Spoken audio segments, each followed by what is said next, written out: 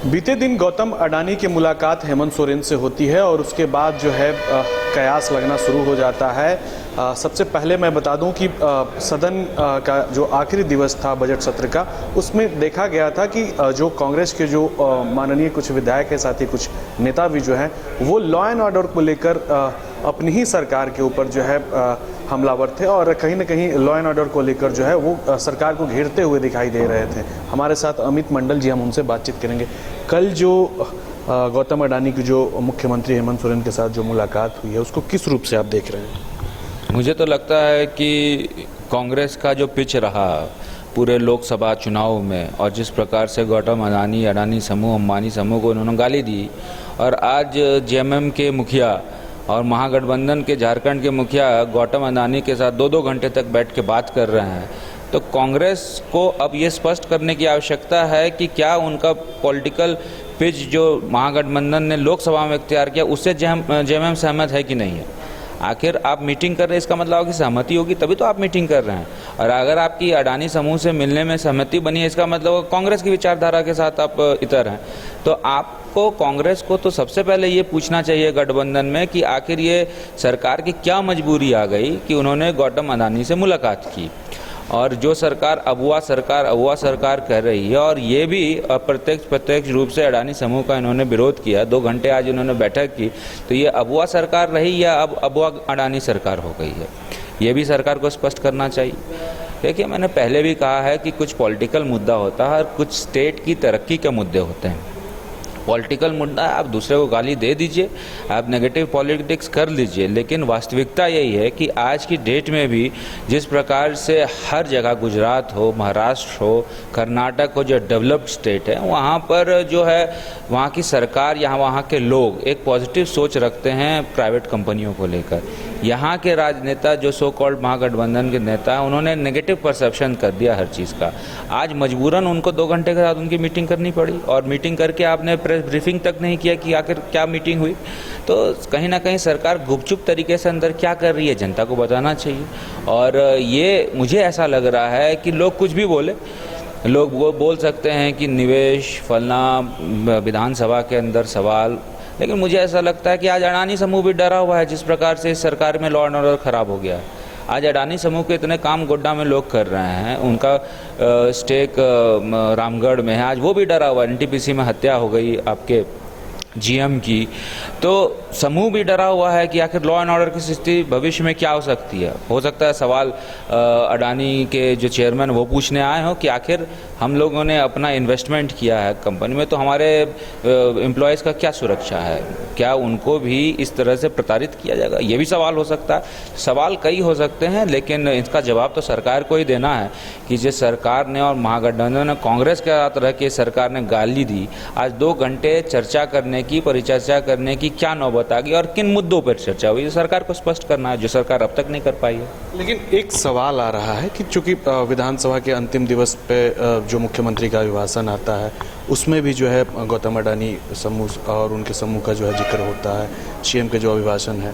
हालांकि ठीक उससे पहले जो है कुछ घंटे पहले की अगर बात करें तो कांग्रेस के माननीय कुछ विधायक जो है सदन से निकलकर और जो सरकार को लॉ एंड ऑर्डर की स्थिति में जो घेरते हैं, क्या लगता है कि यह नज़रिया जो है महज 24 घंटे भी नहीं गुजरे और गौतम अडानी जो है रात के अंधेरे में जो है सीएम हाउस में बैठ जाते हैं जाकर? देखिए, मुझे ऐसा लगता है कि 5 साल तक सरकार क्या कर रही थी। 5 साल तक सरकार थी ना, जेएमएम की सरकार थी, कांग्रेस की सरकार थी। 5 साल तक तो सरकार ने कोई काम इस तरह का नहीं किया।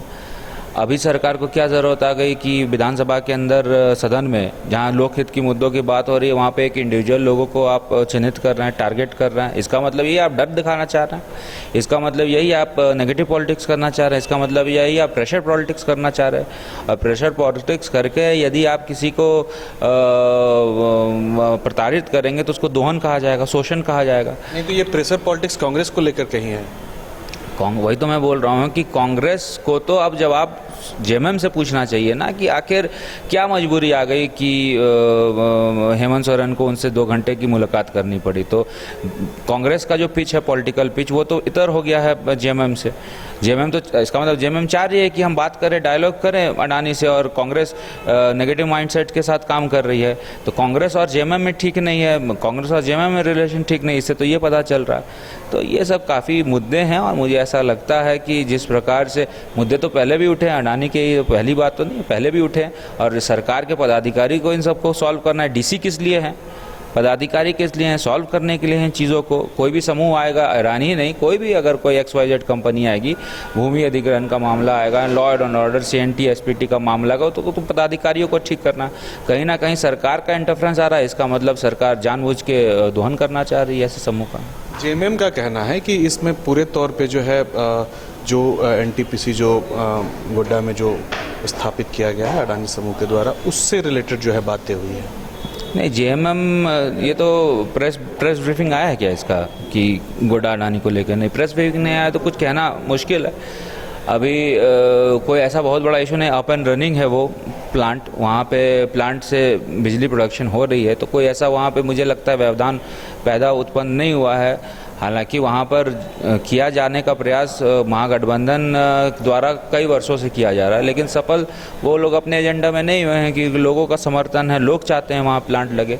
तो मुझे नहीं लगता है कि उसके पीछे की ये एजेंडा है। मुझे लगता है कि इसके पीछे की एजेंडा सिर्फ यही है कि कांग्रेस और जेएमएम आपस में उनका तालमेल ठीक नहीं है। एक चाह रहा है कि अडानी समूह आए, दूसरा उसका पॉलिटिकल विरोध करना चाहता तो वो भी है, लेकिन पॉलिटिकल विरोध करके वो ये जताना चाह रहा है कि हम अडानी उद्योगपतियों के ऑपोजिट खड़े हैं। तो ये मुझे लगता है कि दोनों पार्टियों की, पॉलिटिकल पार्टियों के बीच की लड़ाई है, ना कि जनता की कोई इसमें हित की बात ये सरकार कर रही है।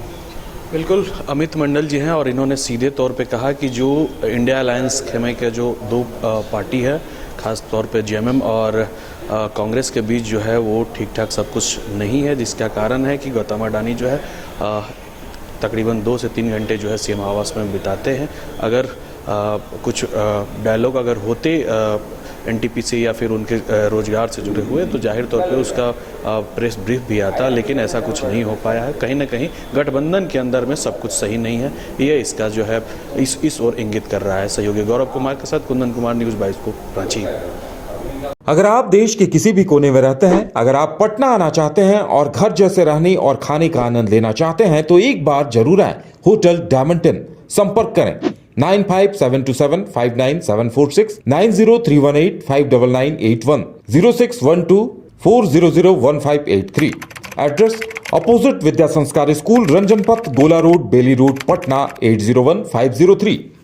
विश्व स्तरीय मेडिकल सुविधाओं से युक्त रांची का देवनिका हॉस्पिटल, जहां है neonatal ICU, burn intensive care unit, modular operation theatre, 24/7 emergency trauma service, multi disciplinary ICUs, emergency care, MRI, CT scan, advance cath lab, fully automated path lab, echo, ultrasound, ultra modular patient beds और pharmacy. Devnika hospital and research centre, किफायती दर पर विश्व स्तरीय इलाज, ancillary Chowk, Tupudana industrial area, Ranchi.